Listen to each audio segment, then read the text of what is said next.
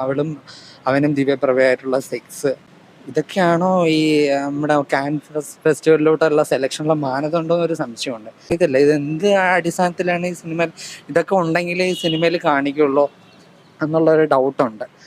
എന്ത് സിനിമയാണ് ഒരു വല്ലാത്തൊരു സിനിമ ഇങ്ങനെ കണ്ടോണ്ടിരിക്കുക. ഇത് ആ സമയത്ത് ഉണർന്നിരിക്കുമല്ലോ, ഉറങ്ങിപ്പോയവർ പിന്നെ ഇതൊന്നും അറിയത്തില്ലല്ലോ. ഇതൊക്കെ കണ്ടോണ്ടിരിക്കുക. കാരണം പിന്നെ കുസൃതിയുടെ ബട്ടക്സ് ഫുള്ളും കാണിക്കുന്നുണ്ട്. മറ്റേവളുടെ ഫുള്ളിങ്ങനെ അവിടെ എല്ലാം കാണിക്കുന്നുണ്ട്. ആ ദിവ്യപ്രഭയുടെ ഷോ ആണ്, അതിൻ്റെ ഒരു ലാഞ്ചനയാണ്. അവൾ ആ കാൻ ഫിലിം ഫെസ്റ്റിവലിൽ ഒരു ഡ്രസ്സിൽ നിൽക്കുന്നില്ലേ, അതിൻ്റെ ഒരു ഇതാണ്. ഫുള്ള് ഇതായിട്ട് ഒരു ഉളിപ്പില്ലാതെ കാണിക്കുന്നുണ്ട്.